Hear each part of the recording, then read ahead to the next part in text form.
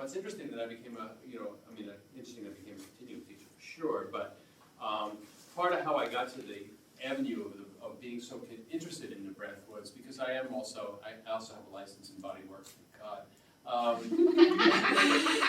Actually, I have no license. No. No, I'm a professional outlaw.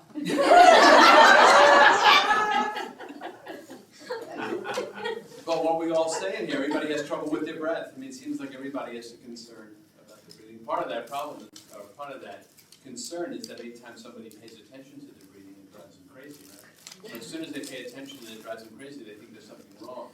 So then they're more concerned about their breathing, but that really isn't, that's really not what's going on. Most of the time people are breathing somewhat okay.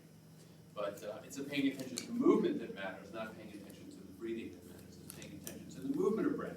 That's a whole lot more interesting than paying attention to whether or not you're breathing correctly. How is it moving? That's a much more interesting question. Movement is information, or it provides information? Movement is information. Movement is information, but it also brings other kinds of information as well. But movement is a life process, and so therefore, without movement, we're really not alive, and if we're limited in our movement, we're certainly not thriving. We feel undernourished, many ways to feel undernourished. Here's the way I'm thinking about it this morning. We've been talking about adaptive patterns.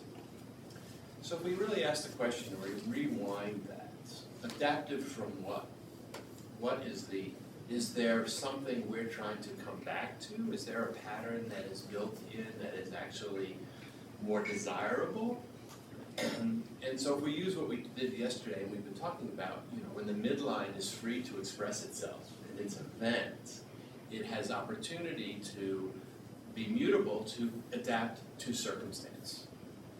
When it's adaptive pattern, it's always pulling into the same pattern. It loses its chance to be adapted to circumstance. It keeps going back to the same movement. So what happens with that? You get an increase in density, you lose the tensegrity if we go back to that film.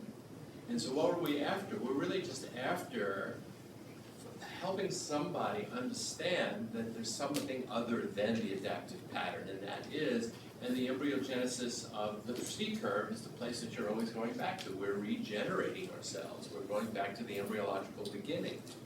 And so that when you are out and you feel yourself in the adaptive pattern, what is it you know to do? Well, I know to take a breath here. I know to change density here. So what are we basically doing? I mean, you are the explorer of your own body. You're learning how to explore. You're learning how, when you feel your adaptive pattern, you know how to move to a different position. So what is it you're offering your client? You're offering to engage them in the opportunity to explore and participate so that they begin to draw their own map of the territory, so that they have the skill and you are the teacher. And so that's really what the way to think about that. That it's just about, I want to return them to a certain resiliency of adaptation rather than a continual program ongoingly. And you are the teacher. You've traveled and you know how to work with a map. You know how to create a map. You know how to define the territory for yourself.